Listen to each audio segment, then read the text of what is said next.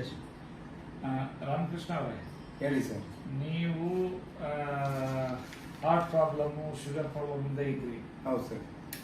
So ಮತ್ತೆ ನಿಮ್ಮ profession advocate. ಹೌದು ಸರ್.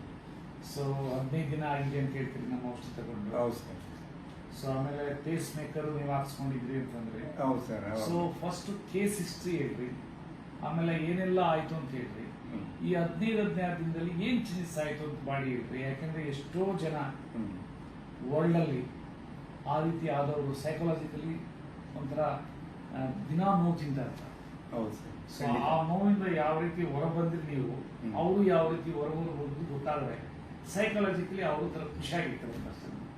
ಹೇಳಿ ಯಾವ ರೀತಿ ಅಂತ. ಸರ್, ನನ್ನ ಹೆಸರು ರಾಮಕೃಷ್ಣ ಅಂತ. ನಾನು ಆಕ್ಚುಲಿ ಬೈ ಪ್ರೊಫೆಷನ್ ಅಡ್ವೊಕೇಟ್. ನಾನು ಒಂದು 10-12 ವರ್ಷದ ಹಿಂದೆ ಬೈಪಾಸ್ ಸರ್ಜರಿ ಆಯಿತು. ಅದಕ್ಕಿಂತ ಮುಂಚೆ ಶುಗರ್ ಪ್ರಾಬ್ಲಮ್ ಕೂಡ ಇತ್ತು. ಬೈಪಾಸ್ ಸರ್ಜರಿ ಆದಮೇಲೆ heart rate was coming down ಅಂದ್ಬಿಟ್ಟು ಪೇಸ್ ಮೇಕರ್ ಇನ್ಸ್ಟಾಲ್ ಮಾಡಿದ್ರು. ಇನ್ಸ್ಟಾಲ್ ಮಾಡಿದ್ಮೇಲೆ ನನಗೆ ಯಾಕೋ ಬರ್ತಾ ಬರ್ತಾ ಆರೋಗ್ಯ ಹದಗೆಡ್ತಾ ಬಂತು. ಮತ್ತೆ ಆಫ್ಟರ್ 10 years ಆದಮೇಲೆ ಲಾಸ್ಟ್ ಒಂದು 5th ಅಂದರೆ 15 days ಬ್ಯಾಕ್ ತಮ್ಮ ಹತ್ರ ಬಂದೆ. ತಮ್ಮ ಹತ್ರ ಬಂದ ಮೇಲೆ ನನಗೆ ಬಹಳ ಗುಣ ಆಯಿತು ಸರ್. ರಿಯಲಿ ಹೇಳಬೇಕು ಅಂತ. ಹೆಂಗಾಯ್ತು ಸರ್? ಮಿರಾಕಲ್ ಡ್ರಿಂಕ್ಸ್ ತಗೊಂಡ ಮೇಲೆ ನಾನು ಖಂಡಿತ ಗುಣ ಆದೆ. ಅದಕ್ಕಿಂತ ಮುಂಚೆ ನಾನೇನಾದ್ರೂ ಮಿರಾಕಲ್ ಡ್ರಿಂಕ್ಸ್ ಯೂಸ್ ಮಾಡಿದ್ದಿದ್ರೆ ನಾನು ಹಾರ್ಟ್ ಸರ್ಜರಿಗೂ ಹೋಗ್ತಾ ಇರಲಿಲ್ಲ, ಮತ್ತೆ ಪೇಸ್ ಮೇಕರ್ ಕೂಡ ಇನ್ಸ್ಟಾಲ್ ಮಾಡಿಸ್ಕೊಳ್ತಾನೆ ಇದ್ದೆ. ಈಗ ಡಿಫ್ರೆನ್ಸ್ ಏನೇನು ಕಂಡಿದೆ ಮೊದಲಕ್ಕೂ ಈಗ? ಸರ್, ಮೊದಲಕ್ಕೂ ನಾನು ಆಕ್ಟಿವ್ ಆಗಿದ್ದೀನಿ.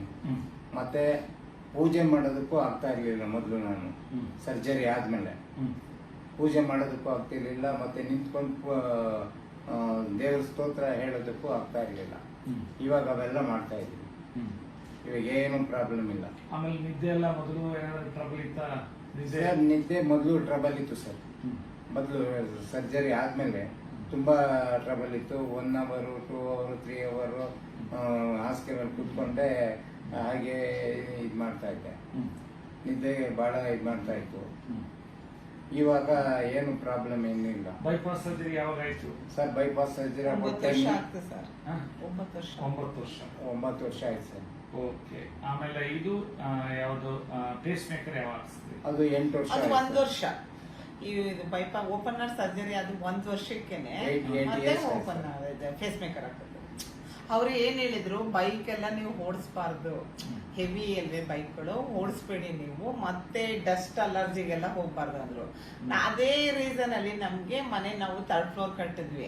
ಅದ್ರಲ್ಲಿ ಇವರು ಡಸ್ಟ್ ಅಲರ್ಜಿ ಮೇಲ್ ಹತ್ತದು ಇಳಿಯೋದು 3rd floorಗೆ ಮಾಡೋದು. ಅವರೆಲ್ಲ ಅಪ್ಪ ಎಲ್ಲ ಜಾಸ್ತಿ ಹತ್ತಕ್ ಹೋಗ್ಬಿಡಿ, ನೀವು ಆಯಾಸ ಮಾಡ್ಕೊಬೇಡಿ ಅಂದ್ರೆ ಅವ್ರು ಕೇಳ್ಬೋದ.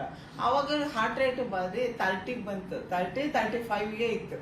ಅವ್ರ 9 ವರ್ಷ 9 ವರ್ಷ 1 ವರ್ಷ ಅದೇ ಓಪನ್ ಹಾರ್ಟ್ ಸರ್ಜರಿ ಅದು 1 ವರ್ಷಕ್ಕೇನೆ.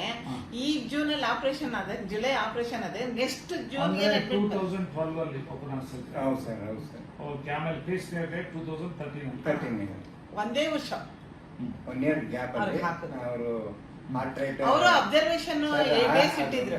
ಗಿಡ್ಡಿನೆಸ್ ಬರೋದ ಕಾರಣ ನನಗೆ ಹಾರ್ಟ್ ರೇಟ್ ಕಮ್ಮಿ ಆಗ್ತಾ ಇದೆ ಅಂದ್ಬಿಟ್ಟು I fell down 2 or 3 times.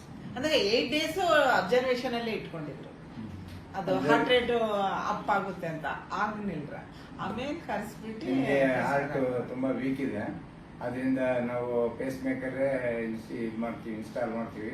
ಅದು ಬಿಟ್ರೆ ಬೇರೆ ಏನು ಆಪ್ಷನ್ ಇಲ್ಲ ಅಂತ ಪೇಸ್ ಮೇಕರ್ ಹಾಕೋದು. 10 ವರ್ಷ ಅಂತ ಹಾಕೋದು. ಸೊ ಅಂದ್ರೆ ಈಗ ಪೇಸ್ ಮೇಕರ್ ಆದ್ರೂ ಸಹ ನೀವೇನು ಕಷ್ಟ ಇತ್ತು ಎಲ್ಲ ಹೊರಟೋಗಿದೆ. ಹೌದು ಸರ್. ಪೇಸ್ ಮೇಕರ್ ಹಾಕೋದ್ ಮೇಲೂ ಕೂಡ ಇವಾಗ ನನಗೆ ನಿಮ್ಮ ಹತ್ರ ಬರೋದಕ್ಕೂ ಮುಂಚೆ ತುಂಬಾ ಕಷ್ಟಪಡ್ತಾ ಇದ್ದೆ. ನಾನು ಬಹಳ ಯೋಚನೆ ಮಾಡಿ ಮತ್ತೆ ಎಲ್ಲ ಟಿವಿಗಳಲ್ಲಿ ಅಲ್ಲೆಲ್ಲ ನೋಡಿ, ನಿಮ್ಮ ಅಡ್ವರ್ಟೈಸ್ ನೋಡಿ, ಮಿರಾಕಲ್ ಡ್ರಿಂಕ್ಸ್ ಅಡ್ವರ್ಟೈಸ್ ನೋಡಿ, ನಾನು ಒಂದ್ಸತಿ ಲಾಸ್ಟ್ ಫೈನಲ್ ನನ್ನ ಲೈಫ್ನಲ್ಲಿ ಇದನ್ನ ಹೋಗಿ ಪ್ರಯತ್ನ ಮಾಡೋಣ ಅಂದ್ಬಿಟ್ಟು ಬಂದೆ. ಬಂದ ಮೇಲೆ ನನ್ನ ಆರೋಗ್ಯದ ಸುಧಾರಣೆ ಸುಮಾರು 90% ಸುಧಾರಣೆ ಆಗಿದೆ sir. Great. Very good. Thanks. Thank you. ನಮಸ್ತೆ.